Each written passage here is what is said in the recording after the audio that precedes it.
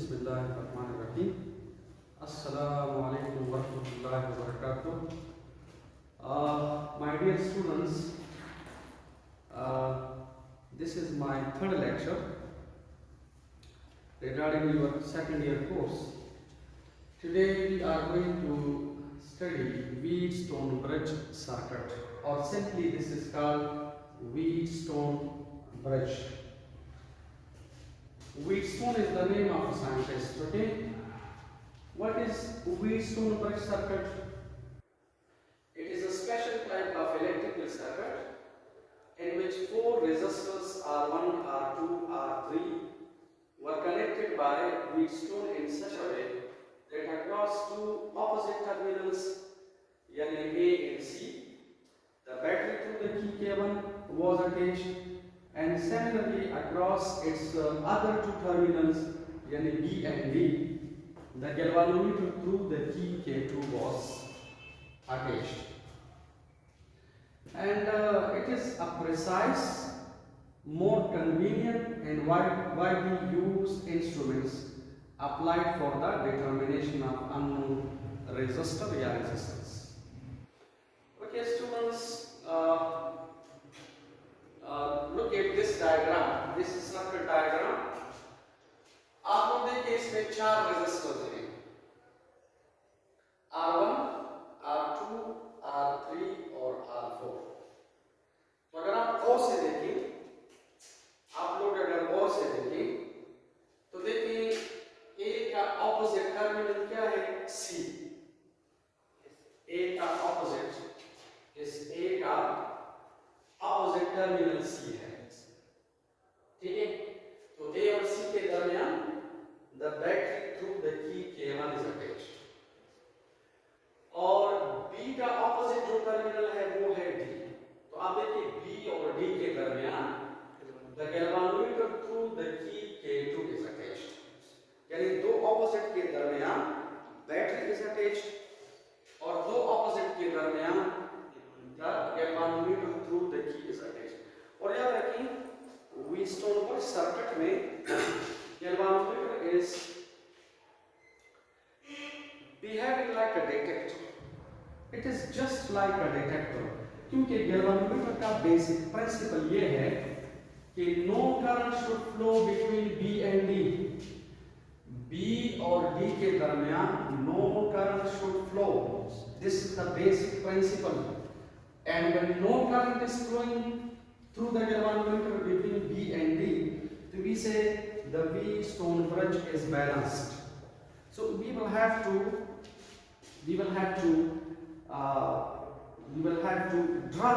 derive this condition.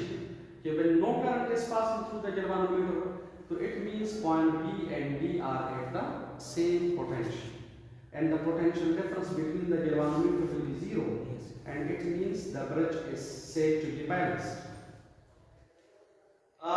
तो Wheatstone bridge क्या है? It is a special type of electrical circuit. आप लोग देखें in which four resistors are attached in such a way, in such a manner कि दो opposite के दरमियान battery is attached और दो opposite के दरमियान the galvanometer through the key is attached। लेकिन अगर आप गौर से देखें, look at ये देखो, ये R1 और R2 आपस में सीरीज में, R1 और R2 सीरीज में है। सिमिलरली R3 और R4 जो है ये भी सीरीज में है।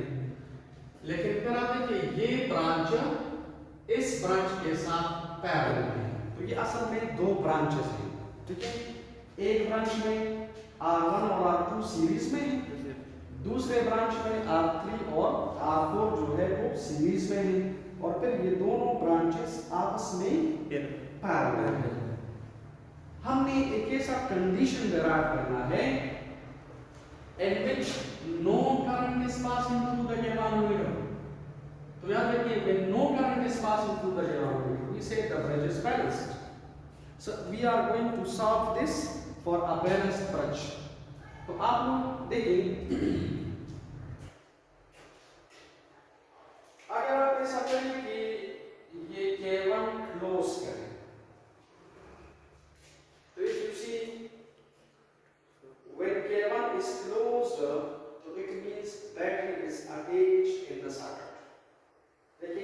बैटरी सर्किट में अटैच हो गई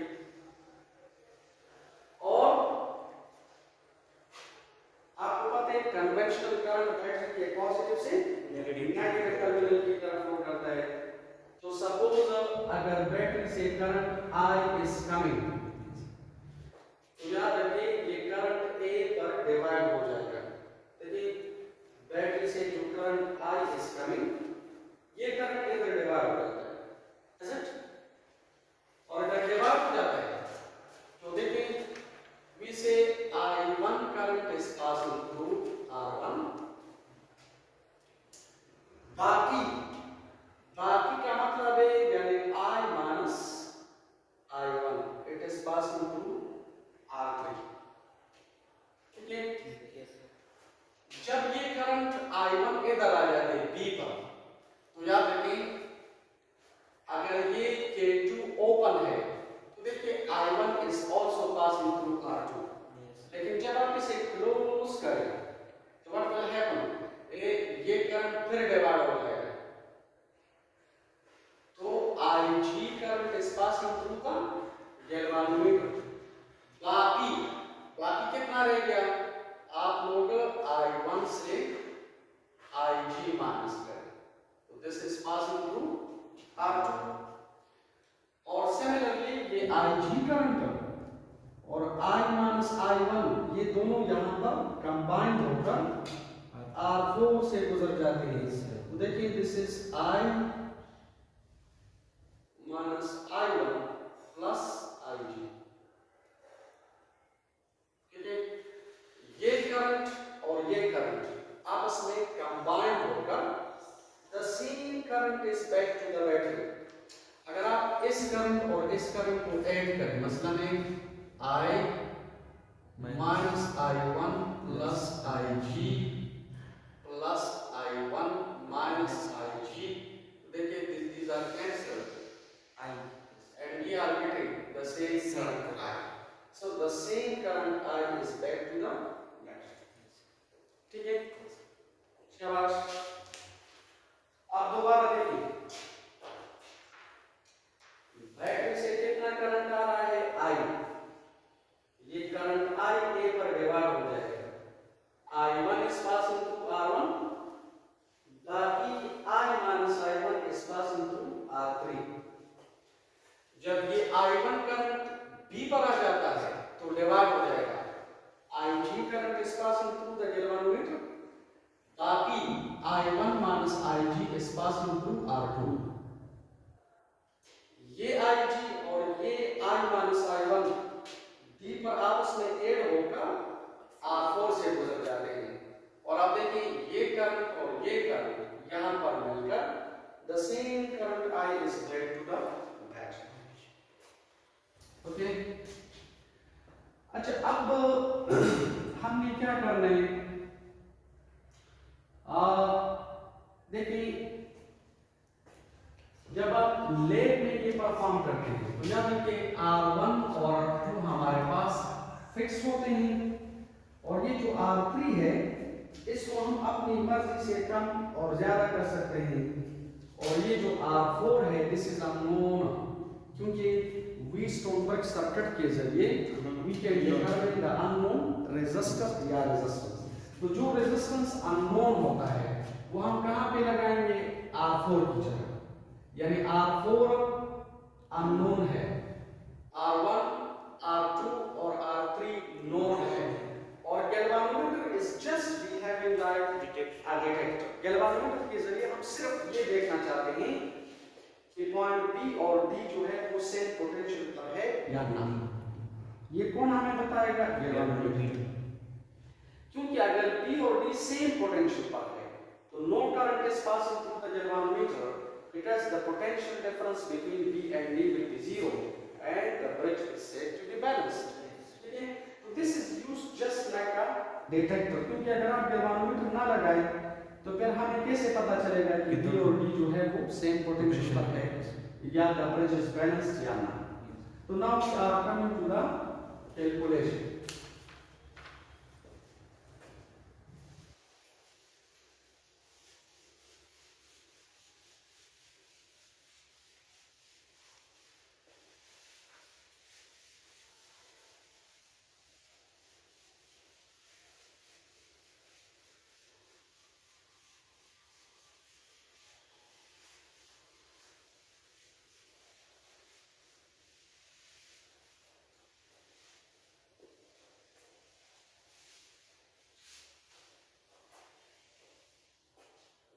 Okay.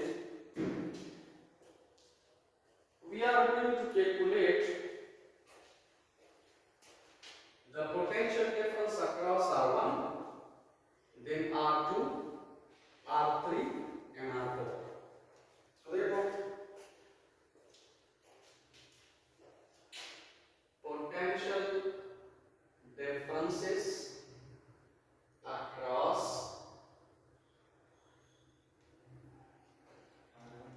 R1, R2, R3 and R4 are.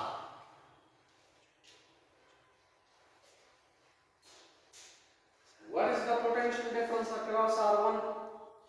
According to the Ohm law, I'll write V1 is equal to I1 R1. This is equation number 1. What is the potential difference across R2? So V2, I'm going to apply the Ohm law. अब देखिए current passing through R2 is I1 minus I2. So V2 बराबर है I1 minus Ig multiplied by R2, and V3 is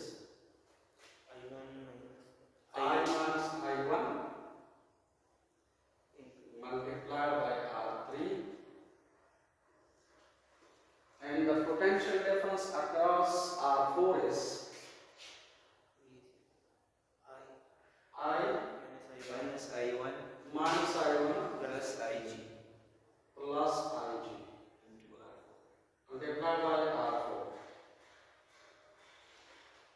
Okay. These are the potential differences. Now look at, देखिए ये जो R1 और R2 है, these are fixed, और ये R3 हम अपनी मर्जी से with the help of a resistance box हम अपनी मर्जी से इसको कम और ज्यादा कर सकते हैं। आप ऐसा करें कि इस R3 को आहिस्ता आहिस्ता ज्यादा करें। अगर ज्यादा करने से गैल्वानोमीटर की मीटर सपोज 0 की तरफ आ जाती है तो ज्यादा करो, और अगर कम करने से गैल्वानोमीटर की मीटर 0 की तरफ आ जाती है तो कम करो। हमने गैल्वानोमीटर की मीटर 0 की तरफ जो है वो लानी है, ठीक है। तो आप ऐसा करें कि इस R3 को कम करो, कम करने से गैल्वानोमीटर की नीडल 0 से आ जाती है तो कम करो, ज्यादा करने से गैल्वानोमीटर की नीडल 0 पे आ जाती है तो ज्यादा करो, ठीक है। यानी this is adjustable, it is changeable, while R1 R2 these are fixed, और ये जो R4 है दिस इज अननोन, ठीक है। तो प्लीज रिमेंबर, आप R3 को कम करें या ज्यादा करें, चेंज करें, अगर galvanometer gives you no deflection, so it means that point B and D are at the same potential. So we will write like this. We say that when points B and D become at the same potential,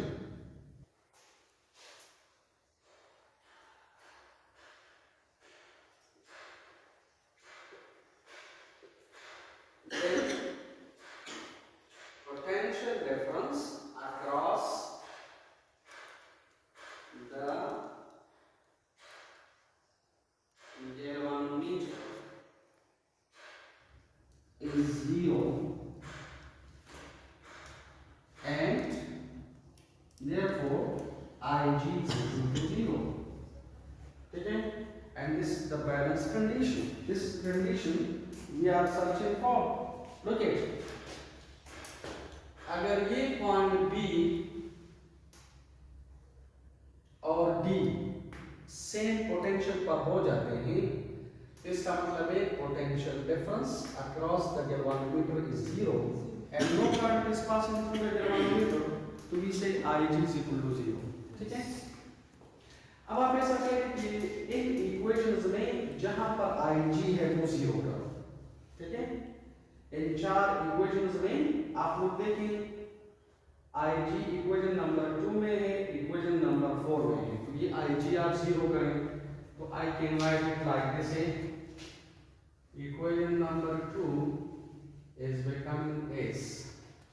ये IG zero I1 minus 0 तो V2 आ जाएगा I1 multiplied by R2. This is equation number 5. Equation number 4 में IG है, इसे भी zero करो, I minus A1 तो V4 is equal to I minus I minus I1 into 4 multiplied by 4 आपको, ठीक है, this is number 6. शाबाश. Now what to do? Look at, याद रखिए जब B और D सेम पोटेंशियल पर हो जाते हैं, क्लियर, अगर B और D सेम पोटेंशियल पर हो जाते हैं तो please remember potential difference across R1 will be equal to the potential difference across R3. ये किस तरह मैं बता रहा हूं, एक जब ये ब्रिज बैलेंस हो जाए तो याद रखिए V1 और V3 जो है ये आपस में बराबर हो जाते हैं. किस तरह बराबर हो जाते हैं वो मैं बता रहा हूं. और V2 जो है ये V4 के बराबर हो जाएगा, ठीक है. When the bridge is balanced, so V1 is equal to V3, V2 is equal to V4. ठीक है, किस तरह, तो look at, for example, अगर ये 20 वोल्ट बैटरी है, ठीक है, शाबाश, अगर ये 20 वोल्ट बैटरी है तो 20 वोल्ट का मतलब ये है कि ये पॉइंट कितने पोटेंशियल पर होगा, प्लस 10 वोल्ट पर.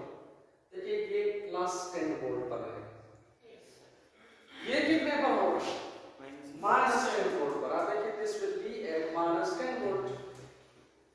क्लियर. अगर B और D सेम पोटेंशियल पर है तो I सपोज कि फॉर एग्जांपल ये पोटेंशियल है प्लस 5 वोल्ट तो ये भी प्लस 5 वोल्ट होगा. आप और से देखिए, अगर ये प्लस 5 वोल्ट है ये भी प्लस 5 वोल्ट है तो what is the potential difference across the denominator? 0. As it no current is there, we say the bridge is balanced, the experiment is done. As it, लेकिन look it, अगर आप A और B के दरमियान potential difference देखें तो देखिए ये पोटेंशियल है प्लस 10 वोल्ट, ये पोटेंशियल है प्लस 5 वोल्ट. देखिए this potential minus this potential, what is the potential difference here? 5 volt. Similarly what is the potential difference here? 5 volt.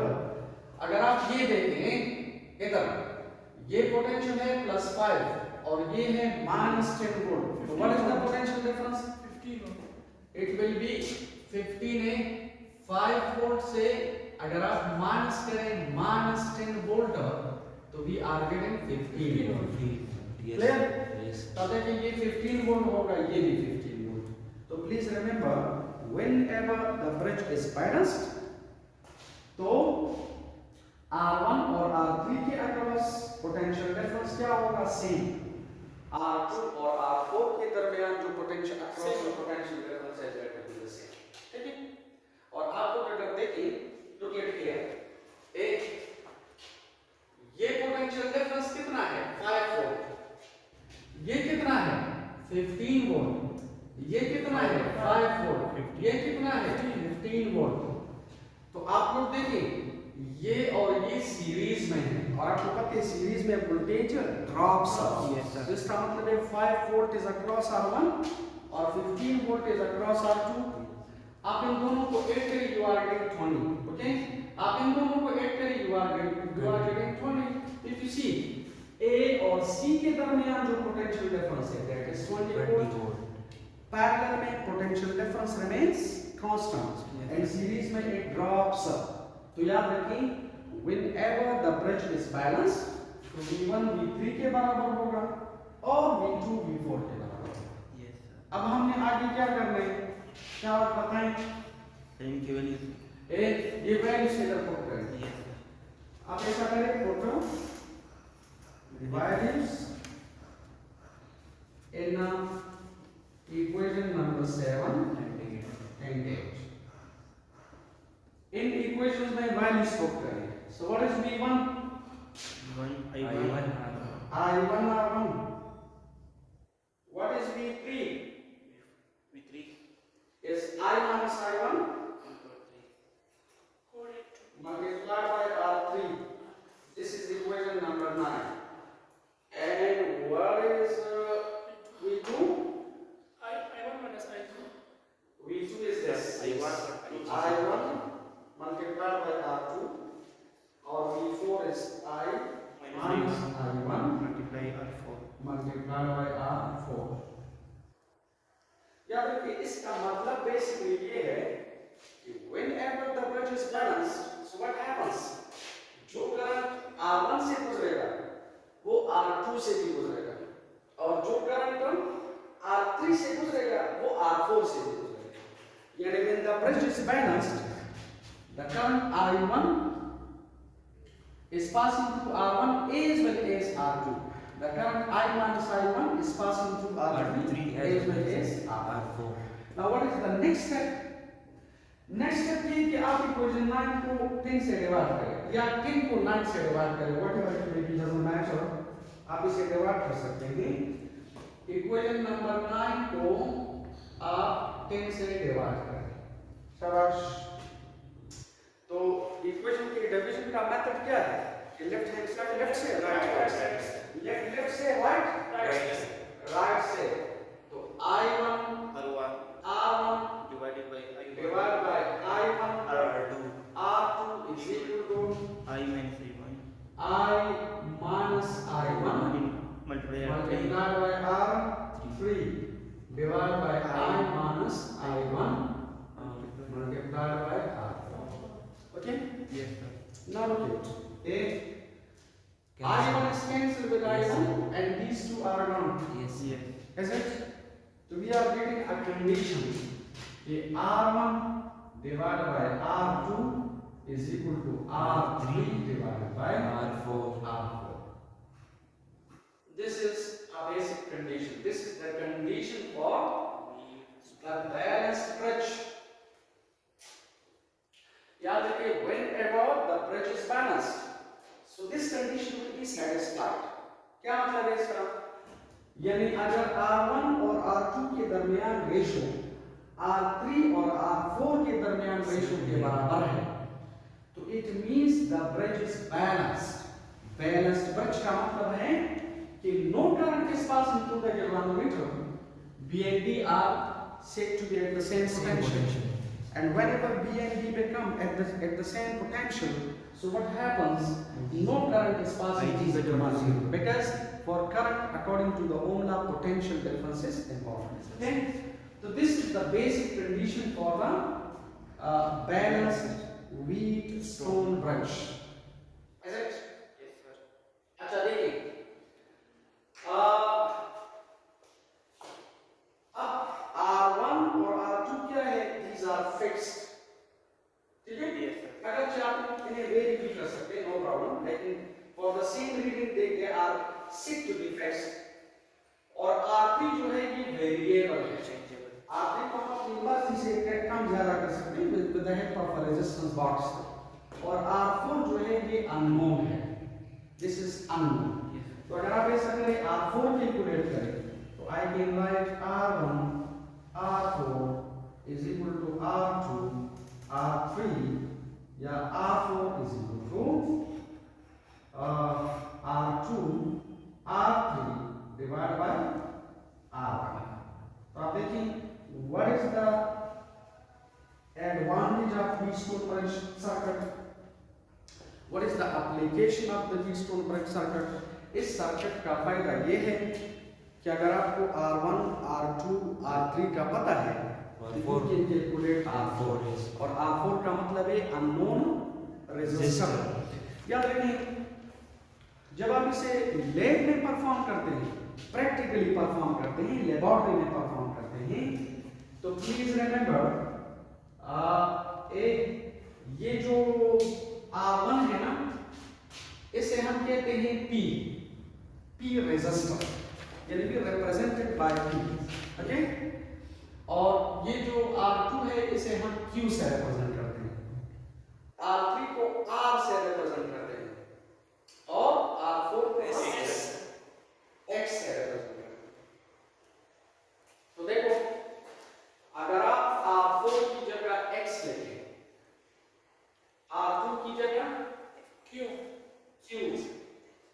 R3 की जगह R, और R1 की जगह P, तो देखिए, अगर आपको P Q R का पता है तो you can calculate X. X, ठीक है। So what is the advantage of the Wheatstone bridge circuit? With the help of this circuit, we will be able to determine the unknown resistance of a resistor. Okay? Let me repeat. Shabash.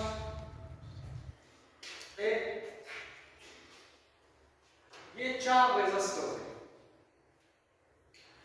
These 4 resistors were attached by Wheatstone.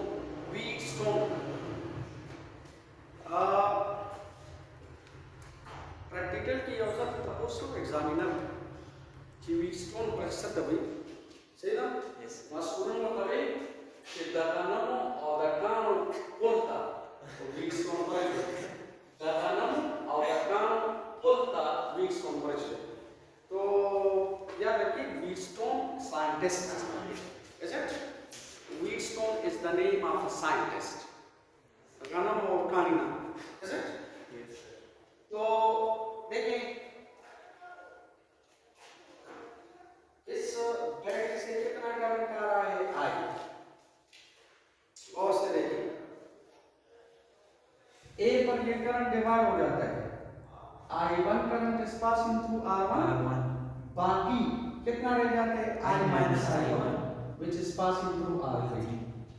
जब ये current इधर आ जाते हैं B पर तो फिर divide हो जाएगा, देखिए फिर डिवाइड हो जाएगा, तो IG current is passing through the galvanometer, बाकी यानी I1 से IG माइनस करो तो that is passing through R। ये जो IG करंट है और ये करंट है, ये दोनों ऐड होकर R4 से गुजर जाएंगे। I minus I1 plus IG current is passing through R4। ये करंट और ये करंट आपस में ऐड होकर, ठीक है, you are getting back the same current to the battery, is it? Yes, sir. अब हम क्या कर रहे हैं? We are going to determine the potential differences across each and every resistor, is it? देखिए potential difference across R1 कितना होगा? इधर देखिए, according to the Ohm law, अगर आप I1 को R1 से multiply करें, you will get potential difference across R1, which is V1. Potential difference across R2 कितना होगा? I1 minus IG multiplied by this resistance, Yes. which is equation number 2. V3 आप अगर देखिए I minus I1 multiplied by R3, और similarly V4 is I minus I1 plus IG multiplied by R4, ठीक है? अब हमने क्या करना है? इस ब्रश को बैलेंस करना है। We have to balance this brush. तो बैलेंस के लिए, बैलेंसिंग कंडीशन के लिए हम क्या कर रहे हैं? R1 R2 फिक्स है, R3 वेरिएबल है, R4 अननोन है, तो आप ऐसा करें R3 को आहिस्ता ज्यादा करें। अगर ज्यादा करने से गैल्वेनोमीटर की रीडिंग 0 पे आ जाती है तो ज्यादा करें, अगर कम करने से 0 पे आ जाती है तो कम करो। This very easy experiment, okay? तो आप इस ब्रश को बैलेंस करें, और बैलेंस का मतलब है कि when points B and D become at the same potential, so then potential difference across the galvanometer is 0. And according to Ohm law, when there is no potential difference, so what happens? Current is 0, IG is equal to 0. तो आप ऐसा करें, इन 4 equations में जहां पर IG है उसे आप 0 करो। मसलन इक्वेशन 2 में है, इसे 0 करो तो यह रह जाएगा। इक्वेशन नंबर 4 में है, IG को 0 करो तो यह रह जाएगा। And when the bridge is balanced, तो V1 is equal to V3, V2 is equal to V4. मसला है ये अगर 20 वोल्ट बैटरी है तो 20 वोल्ट का मतलब है this terminal is a plus 10 volt and this terminal is a minus 10 volt. अब कन्वेंशनल करंट A से B की तरफ जा रहा है तो कन्वेंशनल करंट हायर पोटेंशियल से कम पोटेंशियल की तरफ फ्लो कर रहा होता है. Okay, so there is a fall in potential, so we say this potential minus this potential, we are given this potential difference which is 5 volt. Similarly this is also 5, or this is plus 5, this is minus 10. So 5 volt minus 10 volt, you are getting 15 volt. So this is 15 volt, this is also 15 volt. तो देखिए ये potential difference इसके बराबर है और V2 V4 के बराबर है. So we are getting equation number 7 and 8. Now putting the values in these equations, we are getting equation number 9 and 10. Equation 9 को कैसे डिवाइड करो तो we are getting a condition for the balanced bridge. Is it? इस equation की importance ये है, इसका फायदा ये है, इसका एप्लीकेशन ये है कि अगर आपको R1, R2, R3 का पता है, you can calculate the fourth resistance is R4. Is it? Laboratory में जब आप इसे परफॉर्म करते हैं तो इस R1 को we call P, this is Q, this is R, this is X. If you put the values, we are getting X is equal to QR divided by P. Is it? Yes. Any question?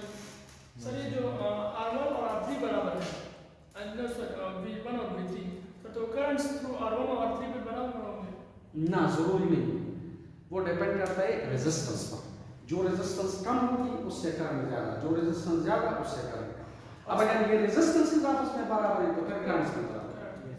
और sir ये जो हमने R2 से जो current pass होता है उसको हमने I1 माइनस IG किया है, डिनोट किया है, और जिस जो होता है मीटर से IG उसको किया है. सर अगर हम इसको IG की जगह इसको हम सर वो करते हैं I2 माइनस I1 तो वो then IG I2 minus I1 ना, वो तो आप इस तरह लिख सकते हैं, इस तरह कर सकते हैं. ओके, कि फॉर एग्जांपल ये I1 है, ये I2 है, इस तरह कर. ठीक है, इस तरह अज्यूम कर सकते हैं, नो प्रॉब्लम. तो फिर आप इसे अगर आप IG कहते हैं तो फिर भी ये I1 minus IG होगा, और फिर ये I2 और minus something like that. I2 minus I1 plus IG फिर इस तरह. आप अगर इसे I2 कहते हैं उसे I1 कहते हैं, ठीक है. So when the bridge is balanced, तो ये I1 इधर भी होगा, इधर भी, और when the bridge is balanced, तो ये I2 इधर भी होगा, I2 इधर भी.